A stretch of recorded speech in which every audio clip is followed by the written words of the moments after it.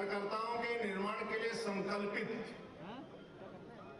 Party के विस्तार के लिए संकल्पित और मां भारती का गौरव बढ़ाने के लिए संकल्पित करोड़ों कार्यकर्ताओं के हृदय के सम्राट माननीय राष्ट्रीय अध्यक्ष जगत प्रकाश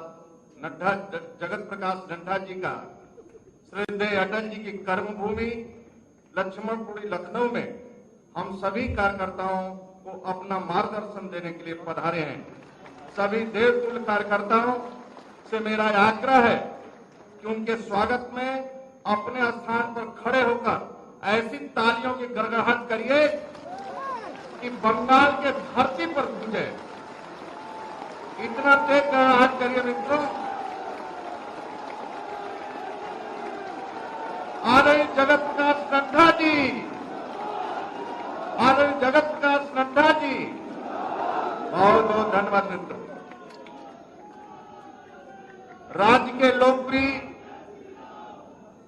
मुख्यमंत्री जिसके नाम से राज्य के गुंडे, राज्य के दबंग जो सपा बसपा शासन में AK-47 लेकर घुमा करते थे सड़कों पर और मां बेटियों का इज्जत सुरक्षित नहीं था, आज वही AK-47 वालों के मकानों पर, संपत्तियों पर बुलडोजर चल रहा है और राज्य छोड़कर भाग चुके हैं मित्रों।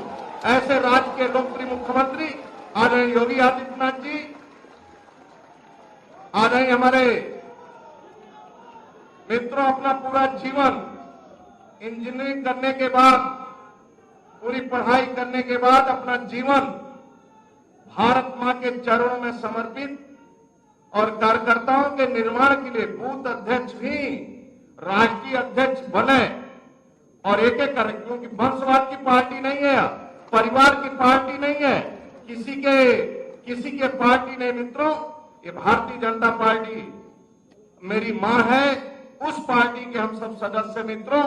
ऐसे काम करने वाले कार्यकर्ताओं को आगे बढ़ाने वाले हमारे देश राष्ट्र के राष्ट्रीय संगठन मंत्री आदरणीय PL संतोष जी का भी तालियों के गड़गड़ाहट से लखनऊ के धरती पर आप स्वागत करें मित्रों। इस राज्य के प्रभारी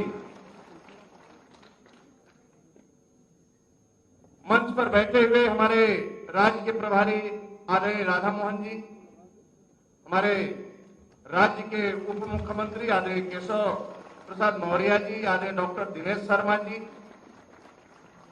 मंच पर विराजमान सभी सम्मानित नेतागण, आदरणीय अध्यक्ष जी, राज्य के अंदर सभी बूथ का गठन हो चुका है, बूथ समिति भी है और बूथ में 6 पदाधिकारी भी हैं और बूथ के प्रभारी के रूप में जो मंडल का पदाधिकारी है और मंडल के वर्तमान पदाधिकारी और पूर्व पदाधिकारी, ऐसे मंडल के पदाधिकारियों को बूथ का काम देखने के लिए बूथ का प्रभारी बनाया गया है।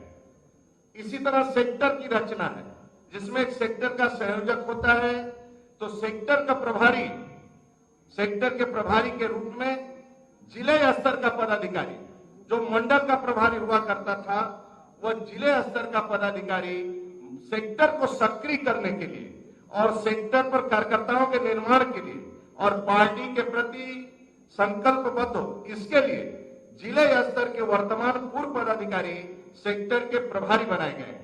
इसी तरह मंडल इकाई को सक्रिय करने के लिए राज्य स्तर के और क्षेत्र स्तर के ऐसे वरिष्ठ कार्यकर्ता मोर्चा प्रकोष्ठ में काम करने वाले जो वर्तमान या पूर्व है, ऐसे सभी पदाधिकारी, मंडल के पदाधिकारी जो संकोच होता था, वही सब कार्यकर्ता संकल्प लेकर यानी मंडल के प्रभारी के रूप में काम कर रहे हैं, जिसके कारण संगठन को की सक्रियता बढ़ी है, जिसका परिणाम रहा कि आज बूथ अध्यक्षों के कारण ही मित्रों उस पार्टी के राष्ट्रीय अध्यक्ष हम सबके बीच में हैं,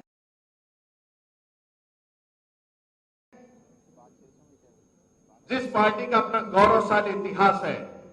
डॉक्टर श्यामा प्रसाद मुखर्जी इस राष्ट्र के लिए बलिदान दिए। पंडित दीनदयाल उपाध्याय, मुगल सराय पर हत्या हुई, देश के गौरव अटल बिहारी वाजपेयी जब देखने गए मित्रों, उन्होंने कहा सूर्य ढल गया और तारों की रोशनी में ही मार्ग ढूंढना पड़ेगा। उसके बाद आदरणीय नरेंद्र मोदी उस यात्रा को आगे बढ़ा रहे, गरीबों की सेवा कर रहे। मित्रों, उस पार्टी का पवित्र संगठन के राष्ट्रीय अध्यक्ष जो कार्यकर्ता स्नेह करते हैं, प्यार करते हैं, मैं गारंटी से कह सकता हूं मित्रों, देश के अंदर सभी क्षेत्रीय पार्टियां, राष्ट्रीय पार्टी के राष्ट्रीय अध्यक्षों को उठाकर एक तराजू पर बैठा दीजिए और आदरणीय नड्डा जी को एक तराजू पर बैठा दीजिए। मित्रों, ईमानदारी, पवित्रता, कोई दाग नहीं मित्रों। और पार्टी का राष्ट्रीय अध्यक्ष देश और राष्ट्र के लिए मरता है मित्रों, गरीब के लिए मरता है। ऐसे राष्ट्रीय अध्यक्ष हमारे बीच में मित्रों, आप सभी बूथ अध्यक्षों का स्वागत करता हूं। ये पार्टी आपकी है, अपनी पार्टी है और बूथ अध्यक्षों के बदौलत ही पार्टी चलती है मित्रों, और आप सब कार्यकर्ताओं के बदौलत ही चलती है। इसलिए पार्टी आपकी है, भारतीय जनता पार्टी मेरी मां है और इस पार्टी के हम सब सदस्य हैं। आप सबका हृदय से स्वागत करता हूं। मंच पर बैठे हुए सभी नेताओं का स्वागत करता हूं। बहुत बहुत धन्यवाद। भारत माता की जय। वंदे मातरम। मैं संबोधन की अगली कड़ी में उत्तर प्रदेश के यशस्वी मुख्यमंत्री पूजनीय योगी आदित्यनाथ महाराज जी से निवेदन करता हूं, हम सभी बूथ अध्यक्षों का मार्गदर्शन करें। पूजनीय योगी जी।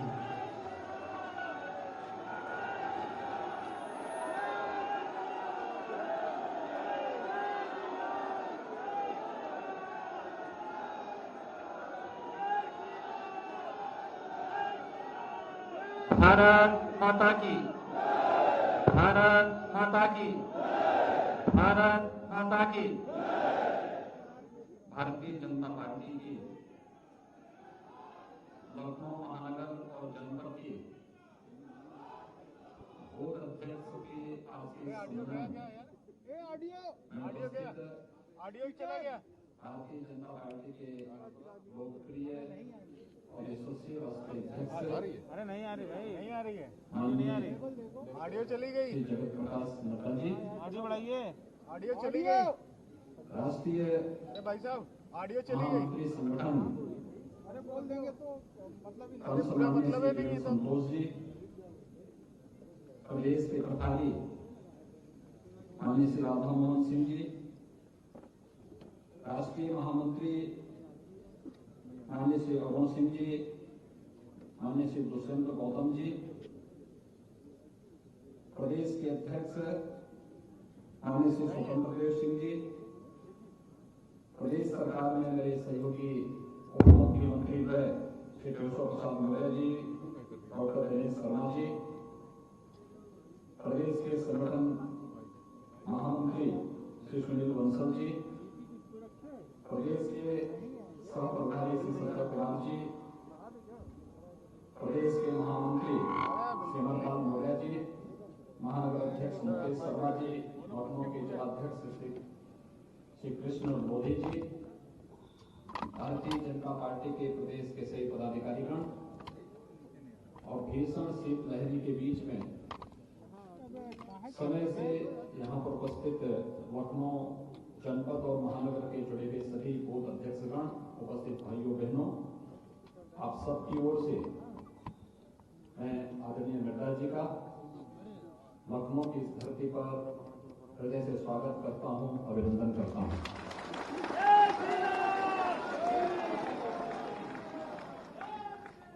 हम सब जानते हैं कि अपने यशस्वी नेतृत्व के त्याग और तपस्या के बल पर भारतीय जनता पार्टी आज दुनिया का सबसे बड़े राजनीतिक दल के रूप में लोकतंत्र को एक नए संदेश देने के रूप में सामने आया है। हम सबको गौरव की अनुभूति होनी चाहिए कि मूल्यों, सिद्धांतों और अपनी राष्ट्र निष्ठा और लोकतांत्रिक मूल्यों के प्रति अपनी प्रतिबद्धता के बल पर आज भारतीय जनता पार्टी ने राजनीतिक दलों के लिए एक नए मानक तय किए हैं और वे मानक जो लोकतंत्र के लिए जाने जाते थे कि लोकतंत्र में अगर कहीं भी वाद शब्द जुड़ता है, चाहे वह परिवारवाद हो, चाहे वह जातिवाद हो, चाहे वह क्षेत्रवाद हो, चाहे वह भाषावाद हो, वह न केवल लोकतंत्र की जड़ों को कमजोर करता है बल्कि राष्ट्र की एकता और अखंडता को भी चुनौती देता है। दुर्भाग्य से आजादी के बाद इस वाद ने भारत को कमजोर करने का काम किया, लेकिन भारतीय जनता पार्टी अपने दम पर, अपने बल पर और आप जैसे कार्यकर्ताओं के परिश्रम से, पुरुषार्थ से, अपने यशस्वी नेतृत्व के उस ओजस्वी नेतृत्व में कार्य करता रहा और उसका परिणाम है कि दुनिया के सबसे बड़े दल के रूप में, राजनीतिक दल के रूप में आज भारतीय जनता पार्टी दुनिया में लोकतांत्रिक ताकतों के लिए एक आदर्श बना हुआ है। ये गौरव जहां हमारे लिए है, वहीं देश के अंदर यशस्वी नेतृत्व प्रधानमंत्री मोदी जी के नेतृत्व में हम सबको मिला है। दुनिया आज आशा भरी निगाहों से भारत की ओर देख रही है, मोदी जी की ओर देख रही है। तो अपने नेतृत्व पर गौरव की अनुभूति करना, अपने दल के मूल्य और सिद्धांतों को अंगीकार करना, जहां ये हमारे लिए अत्यंत महत्वपूर्ण है, वहीं साथ ही साथ प्रधानमंत्री मोदी जी एक बात कहते हैं, चुनाव जीतने का मंत्र अनेक हो सकते हैं, लेकिन सबसे सहज और सरल मंत्र है कि बूथ जीता तो चुनाव जीता। और उस बूथ के अध्यक्ष के बल पर उस प्रकार की कमेटी और उसके कार्यक्रम को सफलतापूर्वक आगे बढ़ाना। और संभवतः भारतीय जनता पार्टी एकमात्र दल है जो बूथ अध्यक्षों के बारे में उनके साथ संवाद का एक कार्यक्रम को चुनाव के समय ही नहीं बल्कि चुनाव के बाद भी और निरंतरता उसको लेकर के आगे बढ़ा करके चलती है। इस समय उत्तर प्रदेश में चुनाव का दूर दूर तक कहीं कोई नामो निशान नहीं है। और ठीक है, पंचायत चुनाव आएंगे, पंचायत चुनाव का अपना कार्यक्रम चलेगा, लेकिन सामान्यतः बूथ अध्यक्षों के साथ संवाद और किसी दुनिया के सबसे बड़े राजनीतिक दल का और देश के अंदर केंद्र में और राज्य में जिस पार्टी की सरकार, उसके राष्ट्रीय अध्यक्ष के द्वारा बूथ अध्यक्षों के साथ इस संवाद, यह एक अभिनंदनीय पहल है। मैं इसके लिए आप सभी कार्यकर्ताओं के इस ओज और तेज के लिए आप सबको हृदय से बधाई देता हूं, अपनी शुभकामनाएं देता हूं। क्योंकि कोरोना के दौरान मैंने जब वर्चुअली संवाद किया था तो मैंने देखा था लॉकडाउन प्रारंभ होने के एक सप्ताह के अंदर ही हम लोगों ने वर्चुअली संवाद किया था कार्यकर्ताओं के साथ, और अधिकतर कार्यकर्ता उस वर्चुअली संवाद में मेरे साथ जुड़े थे। और उस समय उनकी तड़पन देख रहे थे कि लॉकडाउन हो गया, क्या हो गया है। हमने कहा देखिए, पार्टी एक कार्यक्रम दे रही है और कार्यक्रम का उद्देश्य है कि लॉकडाउन के दौरान सभी गतिविधियां बंद रहेंगी, लेकिन कार्यकर्ताओं को, संगठन को सेवा के पर्याय के रूप में आगे बढ़ाना है। और जिस मजबूती के साथ आप लोगों ने उस दौरान जनता की सेवा का एक अनुपम उदाहरण प्रस्तुत किया, अत्यंत अभिनंदनीय है। मैं इसके लिए आप सबको हृदय से आपका अभिनंदन करता हूं। आज के इस कार्यक्रम में राष्ट्रीय अध्यक्ष जी का, राष्ट्रीय संगठन महामंत्री जी का, अपने प्रदेश के प्रभारी जी, प्रदेश के सह प्रभारी जी और अन्य सभी पदाधिकारियों का एक बार फिर से अभिनंदन करते हुए आप सबके इस अभियान के लिए कि 1,63,000 जो बूथ प्रदेश के अंदर हैं, उन सब में आज के दिन पर कोई बूथ ऐसा नहीं है जहां पर भारतीय जनता पार्टी की केंद्र और प्रदेश सरकारों की योजनाएं न पहुंची। हमारा दायित्व है कि शासन, केंद्र और प्रदेश सरकार की योजनाओं से लाभान्वित हुए उन लोगों को अपने साथ जोड़ना और उनको बार बार इन बातों का एहसास करा देना। अगर हम करा पाएंगे तो वह हर व्यक्ति भारतीय जनता पार्टी के राष्ट्र निर्माण की और एक भारत श्रेष्ठ भारत के इस अभियान के साथ जुड़ने में कोई देर नहीं करेगा। इस विश्वास के साथ आप सबके प्रति मैं अपनी शुभकामनाएं देता हूं। धन्यवाद। जय हिंद।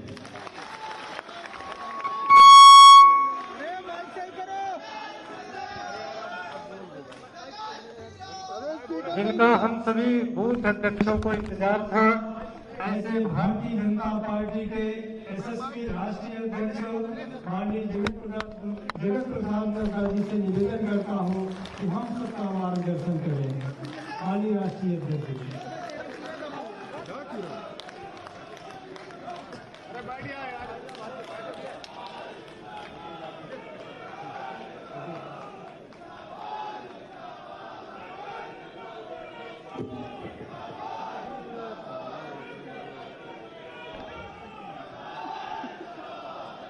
आज के कार्यक्रम में उपस्थित बोला तो है उत्तर प्रदेश के वो नहीं था उसको लीड यशस्वी मुख्यमंत्री सम्माननीय योगी आदित्यनाथ जी, बोल दिया हमारे प्रदेश के विधायक और कर्मशील अध्यक्ष श्री स्वतंत्र देव सिंह जी, हमारे राष्ट्रीय महामंत्री संगठन जो संगठन के सूत्रधार हैं, ऐसे हमारे बीएल संतोष जी, हमारे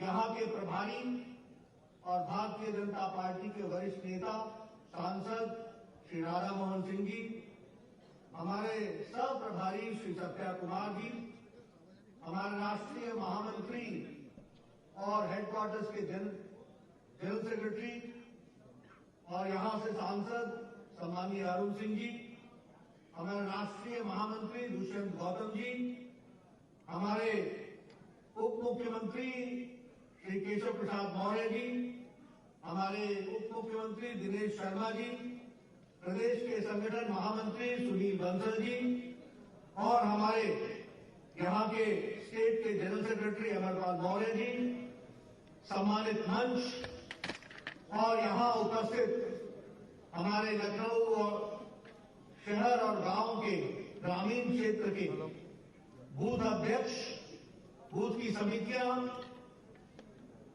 मंत्रिपरिषद के सदस्य, प्रदेश के पदाधिकारी और मेरे मीडिया के प्रिंट मीडिया और इलेक्ट्रॉनिक मीडिया के मेरे साथीगण, आज मेरा सौभाग्य है कि मुझे आज यहां लखनऊ शहर, लखनऊ ग्रामीण के बूथ अध्यक्षों के साथ बातचीत करने का सौभाग्य प्राप्त हुआ है। और जो जोश मैं देख रहा हूं आप में, जो लगन पार्टी के प्रति देख रहा हूं, जो उमंग मैं देख रहा हूं, वह मुझे उत्तर प्रदेश के भविष्य की कहानी के बारे में स्पष्ट संकेत दे रहा है। ये मैं कहना चाहता हूं।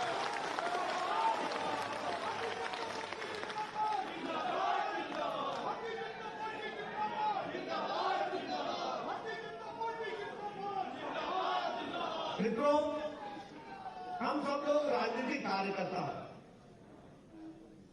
राजनीति में कुछ विचारों को लेकर के बढ़ना, उसको अपने आप में समावेश करते हुए देश के लिए कुछ कर गुजरना, इसकी तड़प मन में इच्छा हम सब लोग रखते हैं और उसके लिए हम कोई न कोई माध्यम भी ढूंढते हैं और माध्यम होती है राजनीतिक दल। देश में लगभग 1500 पार्टियां हैं, 1500 राजनीतिक दल हैं। कुछ उसमें से राष्ट्रीय स्तर पर रिकॉग्नाइज्ड पॉलिटिकल पार्टी है और कुछ में रीजनल रिकॉग्नाइज्ड पॉलिटिकल पार्टी है।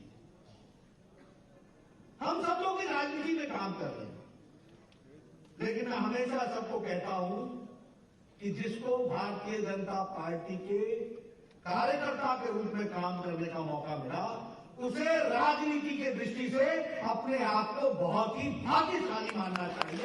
ये हमको समझना है। मैं ये कहने के लिए नहीं कह रहा हूं, आपको खुश करने के लिए नहीं कह रहा हूं। मेरा ऊपर लेह लद्दाख से, जम्मू कश्मीर से लेकर के नीचे केरला तक और इधर पश्चिम से लेकर के पूर्व तक आप नजर दौड़ा के देखो।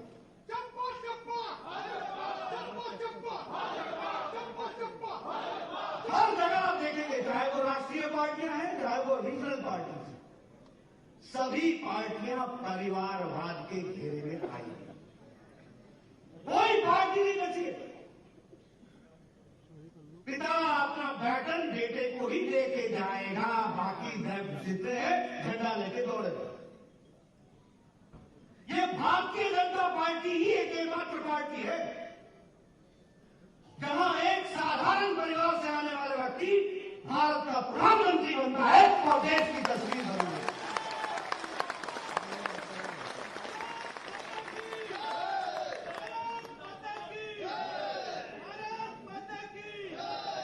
जहां साधारण परिवार से आने वाले व्यक्ति देश के रक्षा मंत्री बनते हैं, जहां साधारण परिवार से आने वाले देश के व्यक्ति भारत के राष्ट्रपति बनते हैं, जहां साधारण परिवार से आने वाले व्यक्ति भारत के गृह मंत्री बनते हैं, और जहां साधारण परिवार से आने वाले लोग में से उत्तर प्रदेश के मुख्यमंत्री योगी आदित्यनाथ बनते हैं।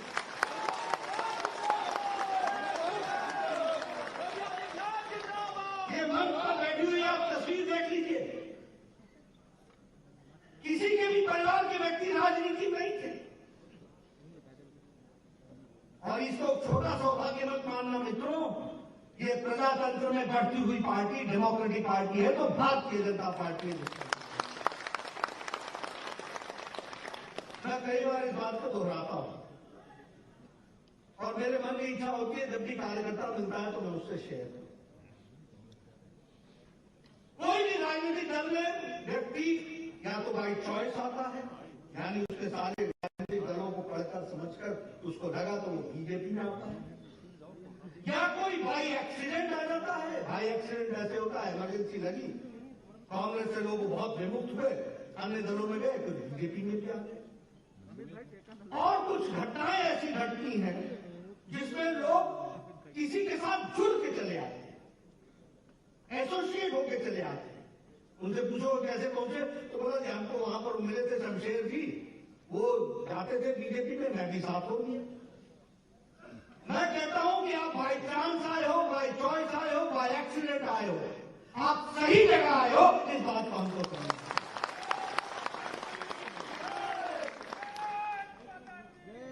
मैं अपने यूनिवर्सिटी के दिनों की बात सुनाऊं।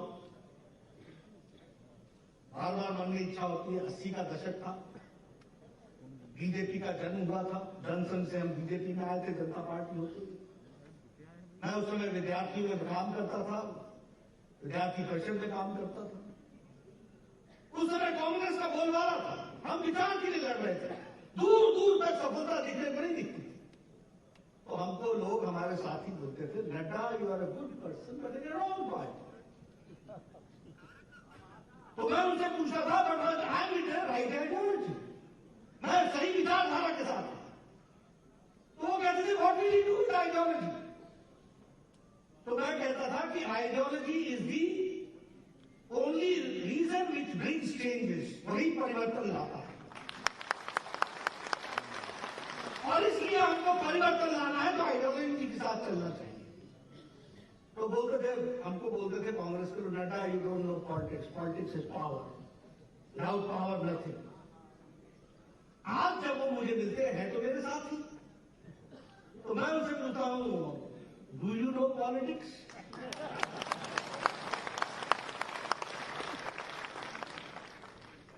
कहने का मतलब यह है कि सच्चाई हमेशा आगे बढ़ती है, वो कभी लालच से भ्रमित नहीं होती है, वो सच्चाई के साथ चलती है। इसको हमको समझना। हमको कांग्रेस साथी मिला करते थे, कैंटीन में बैठ करके सिगरेट के गुलछर्रे उड़ाते हुए वो कहते थे रेवोल्यूशन रेवोल्यूशन। बेटा you don't know what is revolution. मैं कहता था you don't know what is evolution, India needs evolution. यहां इवॉल्व होता है, रिवॉल्व नहीं होता है, इसलिए इवॉल्व करने की आवश्यकता होती है। आज लोग मिलते हैं, मैं उनसे पूछता हूं क्या हाल है, बोलते हैं कि हम तो यूनिवर्सिटी तक ही रह गए, क्या मालूम था कि क्या होगा। कहने का अपने बारे में कहना चाहता हूं कि मैं उस दिन की था तो भगवान ने हमको ये मौका दिया था कि मैं सही राजनीति कर लेता ताकि उपकरण बन सकूं और परिवर्तन में मोदी जी के साथ जुड़ करके, योगी जी के साथ जुड़ करके देश और प्रदेश में परिवर्तन हो।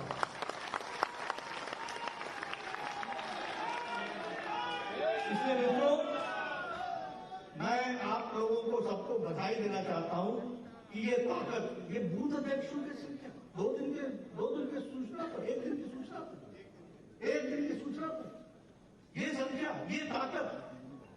मित्रों, ये ताकत अमूल्य है और यही ताकत हमारे को परिवर्तन लाने में योजना तरीके से चलने के लिए एक माध्यम बनता है।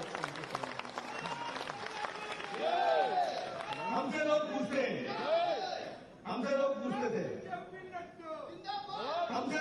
थे, अजय नड्डा बताओ, what is your economic program, आपका आर्थिक कार्यक्रम क्या है?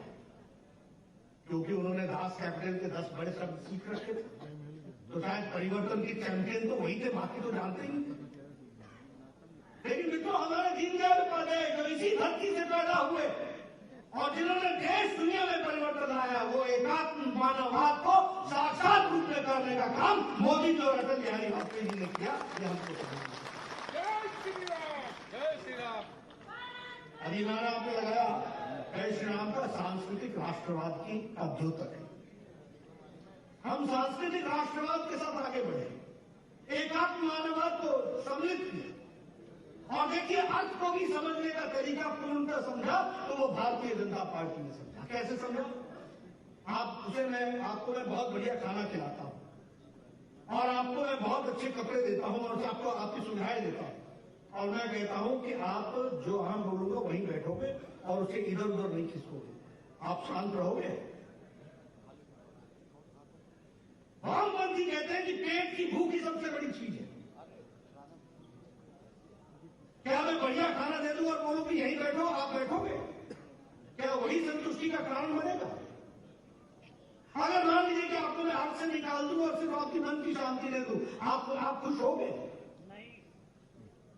ये संपूर्णता में सोचने का काम दीनदयाल उपाध्याय जी ने कहा। उन्होंने कहा जहां शरीर, मन, बुद्धि और आत्मा आत्मसात होकर के आगे बढ़ती है, वही संपूर्ण सुख का कारण बनता है। उसको हमको समझना है।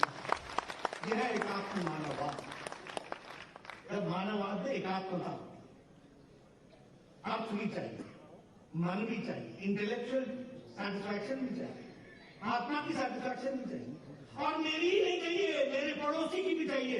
मुझे खाने को मिल जाए, मेरा पड़ोसी भूखा है, मुझे संतुष्टि नहीं होगी। यह है उत्तम समाज की निशानी। इसको हमको समझना चाहिए और इस कल्पना को लेकर चलना चाहिए और उसमें से निकला सब अंत, जो अंतिम पायदान पे खड़ा व्यक्ति है उसको हमको समझना है। उसमें से निकला सबका साथ, सबका विकास और सबका विश्वास।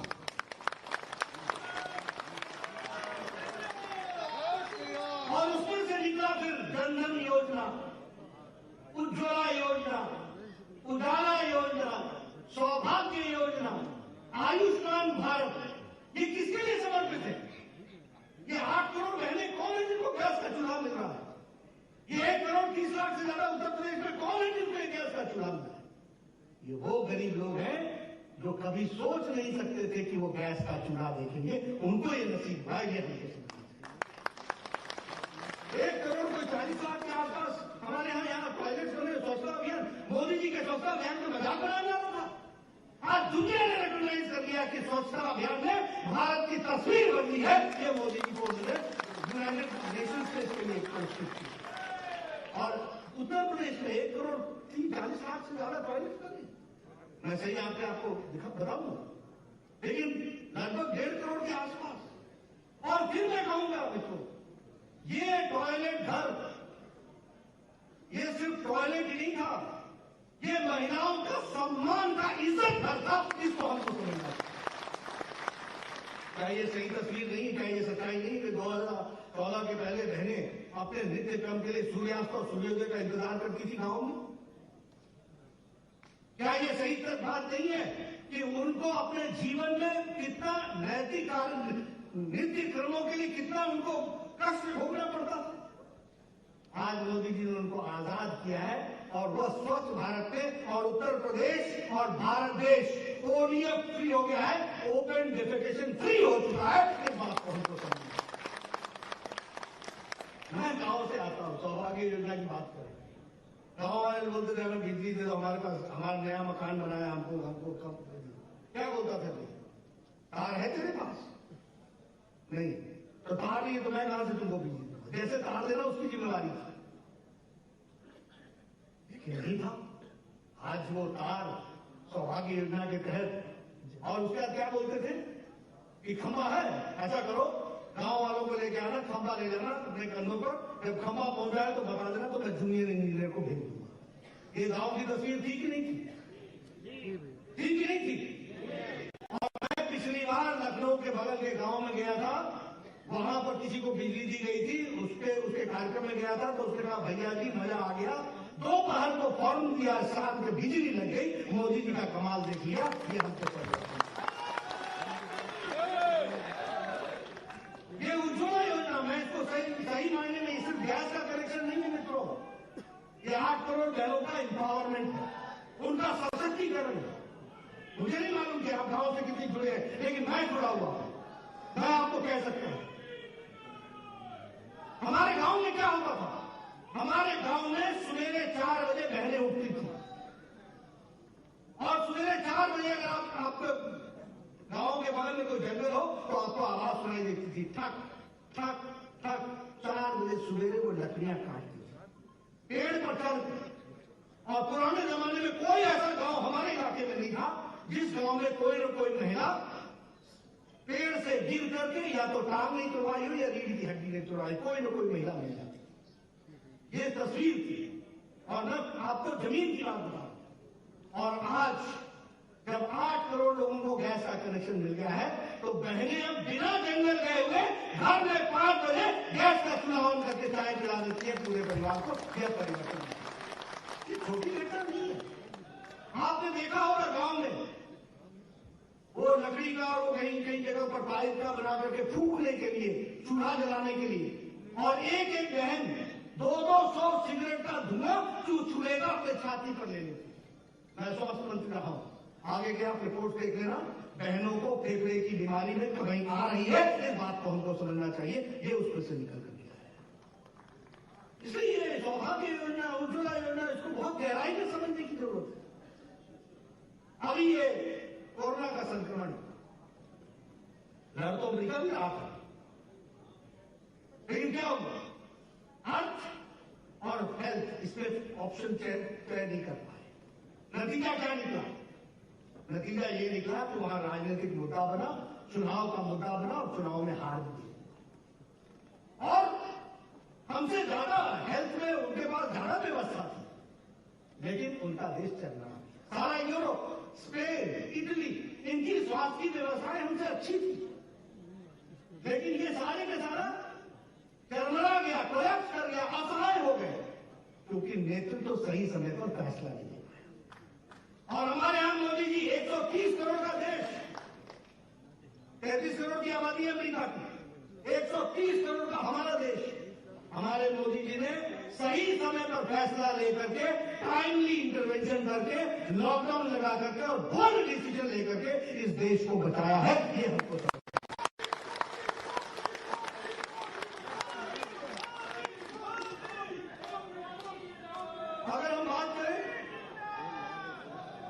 अगर हम बात करें तो उस समय जब ये लॉकडाउन लगा तो उस समय हमारी टेस्टिंग कैपेसिटी 150 से ज्यादा नहीं। आज हमारी testing capacity 10 lakh per day होगी, और उत्तर प्रदेश की 1.5 लाख है। 1.5 lakh per day testing capacity Uttar Pradesh की। ये छोटी घटना नहीं, 700 से ज्यादा हॉस्पिटल, और पूरे देश में 2,500 से ज्यादा हॉस्पिटल बन गए। एक भी कोविड हॉस्पिटल नहीं था, आज 2,500 के हॉस्पिटल बन गए। बाहर बात कर लेना।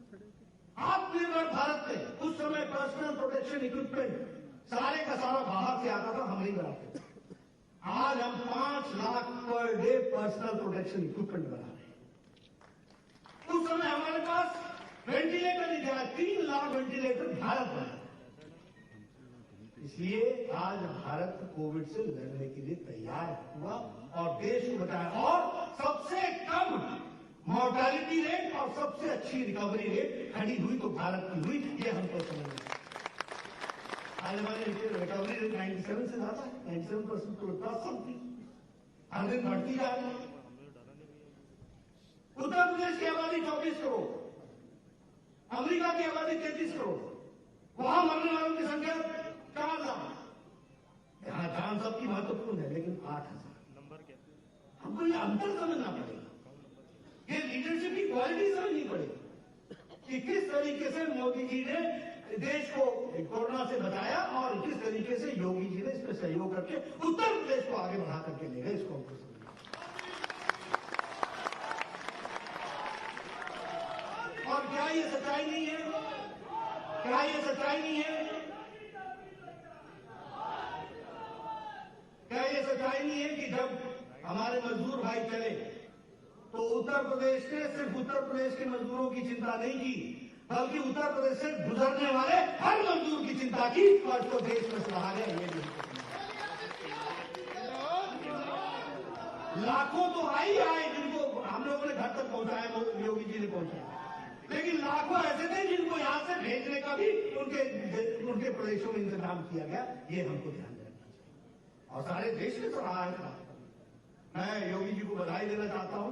कल के सर्वे में देश के प्रधानमंत्री मोदी जी जितने आगे उनको दिखाया गया है, तो हमारे योगी जी को भी नंबर 1 का चीफ मिनिस्टर दिखाया गया। आप सब भाई के पास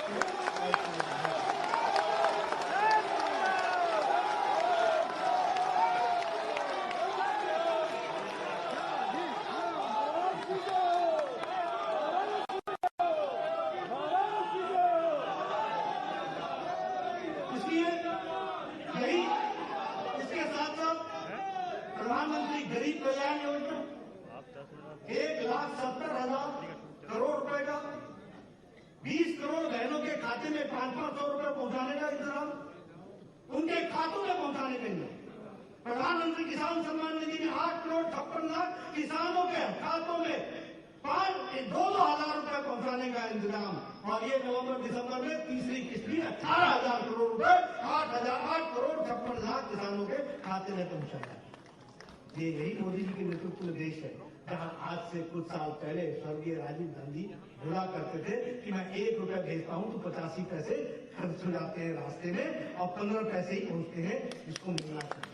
वहां मोदी जी ने कोरोना की अवस्था में जहां पोस्टमैन नहीं, जहां पोस्ट ऑफिस नहीं, जहां पोस्ट के लिए काम करने वाला व्यक्ति नहीं है, 20 करोड़ बहनों के खाते में 500 रुपए 3 महीने के लिए 1500 रुपए पहुंचा। दिव्यांग के लिए, बुजुर्गों के लिए, विधवाओं के लिए 1,000 रुपए पहुंचा दिया 3 महीने। ये छोटी घटना नहीं। 8 करोड़ 56 लाख किसानों के लिए पहुंचा दिया। अब हम आत्मनिर्भर भारत में काम कर रहे हैं। आत्मनिर्भर भारत के लिए 1 लाख करोड़ रुपए किसानों के लिए खर्च हो रहा है। मैं बूथ के सभी अध्यक्षों से कहूंगा, कोई भी आपके गांव का किसान फार्मर्स प्रोड्यूसर्स ऑर्गेनाइजेशन में छूट नहीं जाना चाहिए, उसको जोड़ो। मोदी जी 1 लाख करोड़ रुपए भेजेंगे, पैसा मोदी जी भेजेंगे, तय आप करोगे कि वो खर्च कहां होना है किसानों के लिए। ये बदलता भारत है, उसको हमको एमएसएमई सेक्टर के लिए काम हो रहा है, उसके लिए अर्थ की व्यवस्था हो रही है। हर दृष्टि से हम लोगों को जोड़ने का प्रयास कर रहे हैं। वोकल फॉर लोकल, और वोकल फॉर लोकल की बात करें तो उत्तर प्रदेश में तो आपने तय किया है कि हर जिले का एक न एक सामान उसको हम वोकल करके लोकल से वोकल बनाएंगे और उसको हम वर्ल्ड ब्रांड बनाएंगे। इसके लिए हमको बधाई देना चाहिए। और उत्तर प्रदेश में सामर्थ्य है, हर जिले में कोई न कोई कैपेसिटी है जिसको वो पूरा कर सकते। मित्रों, ये सब बातें मैं आपसे इसलिए करना चाहता हूं कि आप एक बूथ के अध्यक्ष होने के नाते आप इन सारी बातों की गहराई से चिंतन कीजिए, आंकड़े याद कीजिए और आंकड़ों को याद करके उसको नीचे धरती पर उतारने का प्रयास कीजिए। राजनीतिक कार्यकर्ता हवा में बात नहीं करता, राजनीतिक कार्यकर्ता वैक्यूम में बात नहीं करता। राजनीतिक कार्यकर्ताओं को, जनता को अपने साथ जोड़ने के लिए तथ्यों के आधार पर जाना चाहिए और तथ्य हमारे पास है, उनको हमको आगे रखना। इसलिए मैं आपसे निवेदन करने आया हूं, ये सारी बातें, ये सारे मुद्दे, इनको बूथ के हर अध्यक्ष और हर कार्यकर्ता को इसको बताना चाहिए, इसको आगे रखना चाहिए। प्रधानमंत्री गरीब कल्याण पैकेज की दृष्टि से तो काम हुआ ही, रोजगार की दृष्टि से भी अच्छा काम हुआ है। यहाँ इन्वेस्टमेंट की बात करें तो 4.5 लाख करोड़ रुपए का इन्वेस्टमेंट के लिए लोगों ने एमओयू साइन किया है। 3 लाख करोड़ रुपए यहाँ की इन्वेस्टमेंट में लोगों ने लगाया है, धरती पर लगाया है। ये छोटी घटना नहीं है, इसको हमको ध्यान से लेकर के लोगों तक पहुंचाने की आवश्यकता है और मुझे पूरा विश्वास है कि आप सब लोग करेंगे। एक मैं निवेदन करने जरूर आपको आया हूं, और वो ये है कि ये सारी चीजों को आप बूथ तक कैसे पहुंचाएं, और बूथ तक पहुंचाने के लिए आपको उसमें से क्या क्या चीज जोड़नी पड़ेगी और किन किन चीजों की आपको चिंता करनी पड़ेगी। और जब मैं ये बात कहता हूं तो हमको ये भी ध्यान में रखना चाहिए कि हर मंडल के पदाधिकारी को ये चिंता करनी कि वो हर महीने, हम सब लोग जानते हैं कि हमारे मंडल का पदाधिकारी सिर्फ पदाधिकारी नहीं होता, उसको किसी न किसी बूथ की जिम्मेवारी दी जाती है। और लगभग हम मानते हैं कि जिसको आप सेक्टर बोलते हैं, एक मंडल में लगभग कोई 15 से 16, 17 सेक्टर होते हैं, जिसको आप शक्ति केंद्र भी बोलते हैं। आपके यहाँ सेक्टर बोला जाता है, हमारा कई जगह पर उसको शक्ति केंद्र भी बोला जाता है। हर मंडल के पदाधिकारी को कोई न कोई बूथ दिया है। मेरा निवेदन है कि मंडल का पदाधिकारी हर बूथ पर महीने में एक बार जरूर जाए और बूथ की समिति के साथ बैठ करके अच्छे तरीके से बूथ की रचना की चिंता। महामंत्री होना ये पोस्ट है, ये जिम्मेवारी है, लेकिन फलाने बूथ का मैं इंचार्ज हूं, ये उसकी जिम्मेवारी है, उसको पूरा करना पड़ेगा, महीने में एक बार जाना पड़ेगा, उसकी चिंता उसको करनी पड़ेगी। इसके साथ साथ हमको ये भी चिंता करनी पड़ेगी कि वहां जाकर के, जैसे मेरा निवेदन है कि हर महीने के अंतिम संडे को मन की बात हो। हमारे 21 मेंबरान का एक बूथ की कमेटी होती है। सबसे पहले तो चिंता ये कीजिए कि क्या इस बूथ में समाज के सभी लोग जुड़ गए हैं, समाज के सभी लोगों का समावेश है। अगर समाज के सभी वर्गों का समावेश नहीं है तो समावेश किया जाए, और हम लोगों को इस बूथ के साथ साथ हर बूथ पर मन की बात के लिए, हर बूथ पर मन की बात के लिए एक साथ इकट्ठे होकर के समिति के लोग तो देखे ही देखे, साथ में समाज के लोगों को भी जोड़ करके वो देखने का काम करें, इस बात को हमको चिंता है। उसी तरीके से मन की मैं ये सारी कल्पनाएं आपके सामने रख रहा हूं, जिसको हमको साकार कर रहा हूं। मुझे खुशी है, पूछताछ हुई तो पिछली बार लोगों ने मन की बात को बूथ समिति पर, बूथ के लेवल पर उतारा है। मैं चाहूंगा कि मीडिया इस बात को हाईलाइट करे, और अगले आने वाले 31 तारीख को जब मन की बात होती है तो हर कार्यकर्ता अपने बूथ पर अपनी समिति के साथ और अपने सज्जनों के साथ, अपने गांव वालों के साथ मन की बात देखे, इस बात को उनको चिंता। मैं ये भी कहूंगा कि मंडल का व्यक्ति जब जाए तो कभी न कभी बूथ समिति के लोगों का एक साथ नाश्ता या भोजन होना चाहिए, और इस भोजन में कोई बाहर से व्यवस्था नहीं करे। हर कोई अपने घर से 2 रोटियां लेकर के जाए और अपना खाना खुद नहीं खाए, अपना खाना दूसरे को खिलाए, दूसरे के घर से आया हुआ खुद खाए। इस बात को हमको आगे बढ़ाना, सामाजिक समरसता को हमको बेटर और स्ट्रेट में उठाना। हम सब समाज के लोग एक साथ एक दृष्टि को लेकर के चलते हैं, और एक काम और करना चाहिए, वो है पन्ना प्रमुख का।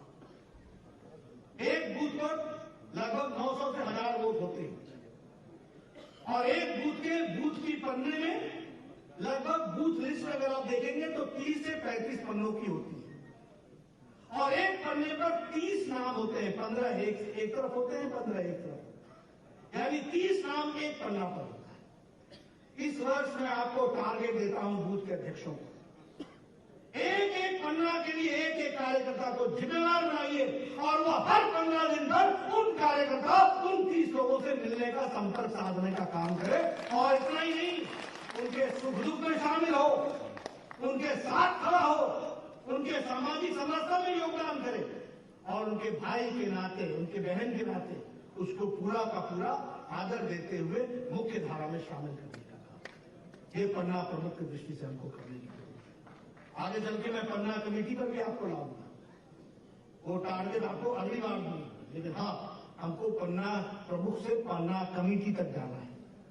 और मैं एक बात बताना चाहता हूं, देश के कोने कोने में कोई बूथ नहीं छूटना चाहिए, हर जगह पन्ना कल्पना कमेटी के नाम से कमल को खिलाएंगे, हर बूथ को खिलाएंगे, इस कल्पना को लेकर।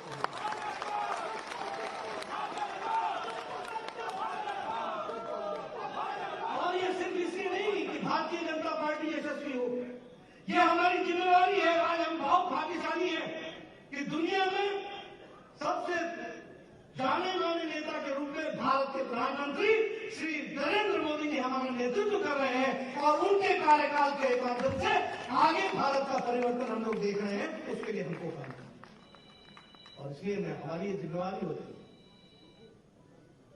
ऐतिहासिक पल जब आते हैं तो उस समय आपको ये सौभाग्य नहीं मिला कि धारा 370 को धाराशाही होते हुए आपने अपनी आंखों से देखा है? आपको खुशी नहीं?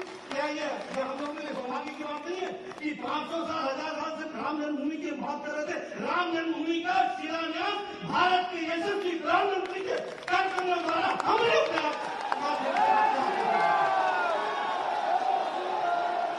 योगी जी के उपस्थिति में। ये छोटी घटना, ये छोटी घटना, ट्रिपल तलाक हमारी मुस्लिम बहनों को देखो, पाकिस्तान में ट्रिपल तलाक नहीं, बांग्लादेश में ट्रिपल तलाक नहीं, सीरिया में ट्रिपल तलाक नहीं, ईरान में ट्रिपल तलाक नहीं, इंडोनेशिया में ट्रिपल तलाक नहीं, मलेशिया में ट्रिपल तलाक नहीं। ये सब मुस्लिम देश है, मुस्लिम बहुतायत देश है। और हमारा देश, भारत देश, सेक्युलर देश, हमारी मुस्लिम बहनों को मोदी जी ने उनको आजाद किया, मुख्य धारा में शामिल किया। क्या ये कहा जा सकता है? तो ये सब चीजें हमने देखी है, हमने समझी है। और इसलिए आने वाले समय में जब आप बुजुर्ग हो गए तो आपसे पूछा जाएगा कि बाबा बता, जब मोदी जी देश का परिवर्तन कर रहे थे तो तुम कहां खड़े थे? तो आपको ये सौभाग्य मिलेगा कहने का कि बेटा उस समय हम लोग भी जंग लड़ रहे थे और हमने देश को आगे बढ़ाने का काम किया।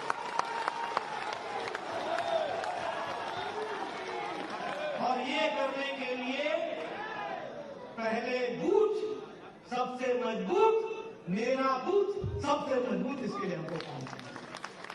मुझे पूरा विश्वास है कि भारतीय जनता पार्टी का एक एक कार्यकर्ता इस काम में लगेगा। ये सत्य मित्रों, अगर जिन लोगों ने पिछले 30-40 साल से काम किया है उनको ये ध्यान में आता होगा कि भारतीय जनता पार्टी आज एक सफल उपकरण बनी है मोदी जी के नेतृत्व में, जो समाज और देश को आगे बढ़ाने का काम कर रही है। Empowerment of the country, empowerment of the poor, सशक्तिकरण महिलाओं का। और ये जो नतीजे आए थे अभी जो छोटा सा चुनाव, कौन सा प्रदेश है जहां बीजेपी आगे नहीं है? लद्दाख हिल काउंसिल बीजेपी जीतती है।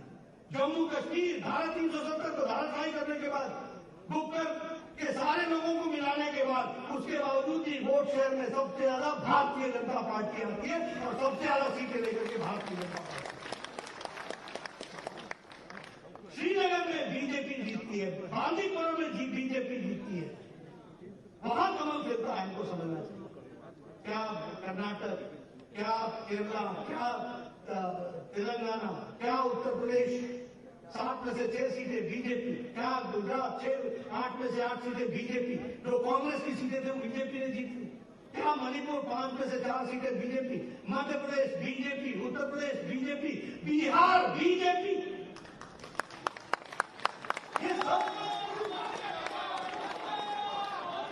ये सब संभव हुआ है आप लोगों के अथक प्रयास से और मोदी जी के नेतृत्व के कारण, योगी जी के नेतृत्व। मेरा आपसे निवेदन करना चाहूंगा कि हम पूरे एक्टिव होकर के, जहां पर जब बूथ के अध्यक्ष इकट्ठे हुए हैं तो आपसे मेरा निवेदन है कि आप बूथ की तरफ ध्यान दे करके राजनीतिक मुद्दों के साथ लोगों के बीच में जाइए। और मैं हमेशा कहूंगा संयम के साथ, तर्कों के साथ, सौम्यता के साथ, सबको जोड़ने की ताकत रखने के साथ उनको समावेश करने की ताकत रखने में उनको वो है हमारे में, उसको उजागर करना वो है हमारे में, खाली उसको और आगे बढ़ाना है। हर महीने मोदी जी की मन की बात की चर्चा होती है, उन लोगों के साथ जुड़िए। मोदी जी अपने मन की बात में कई बार कई लोगों का नाम लेते हैं जिन्होंने अच्छा काम किया। क्या ये हमारी जिम्मेवारी नहीं कि अगर वो हमारे इलाके से हम जाकर के उसके घर में उसको बधाई दें, एक फूल दे, एक भारतीय जनता पार्टी का शॉल दे या गमछा दे? समाज के साथ जुड़ना और समाज को में जो अच्छे काम करते हैं उनको आगे बढ़ाना ये हमारी जिम्मेवारी है। इसलिए मित्रों, हमारे कार्यकर्ता के नाते ये हम सबकी जिम्मेवारी है।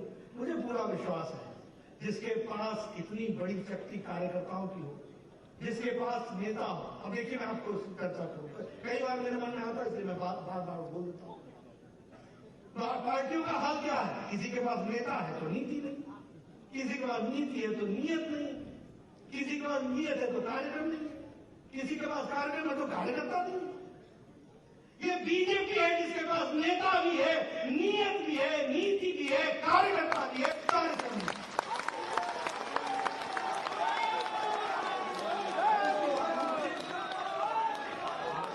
इसलिए हमें रुकने का कोई कारण नहीं बताओ। मैं कहीं भी अगर कोई शब्द गलत बोला हो तो आप मुझे रोक दीजिए, मैं सुनने को तैयार हूं। बताइए, मोदी जी जैसा नेता है कि नहीं? बताइए, योगी जी जैसा नेता है कि नहीं? आप बताइए कि हर जगह पर स्थान पर हमारे ऐसे नेता है कि नहीं है? हमारे पास नियत है कि नहीं है? हमारे पास नीति है कि नहीं है? हमारे पास कार्यक्रम है कि नहीं है? और हमारे पास कार्यकर्ता है कि नहीं है? जब सब कुछ है तो फिर आगे बढ़ना ही हमारा उद्देश्य है और दूध को आगे बढ़ाना आप जरूर करेंगे, मुझे पूरा विश्वास है। आपने मेरी बात सुनी, आपका बहुत बहुत धन्यवाद। जय भारत, जय भारत, जय श्री राम, जय श्री राम। भारत माता की, भारत माता की, भारत माता की। प्रिय बड़े स्थान पर सभी कार्यकर्ता बैठ जाएंगे। अभी आगे की सूचना है, बैठेंगे सभी कार्यकर्ता बैठेंगे। बूथ अध्यक्ष भैया नीचे बैठ जाइए आप लोग प्लीज। ये हम सबका सौभाग्य है और भारतीय जनता पार्टी उत्तर प्रदेश के कार्यकर्ताओं का और बड़ा सौभाग्य है कि उत्तर प्रदेश के देश के सर्वे में उत्तर प्रदेश का नंबर 1। अगर आपको हमारा ये वीडियो पसंद आया हो तो लाइक करें, कमेंट करें और चैनल को सब्सक्राइब करना बिल्कुल ना भूलें।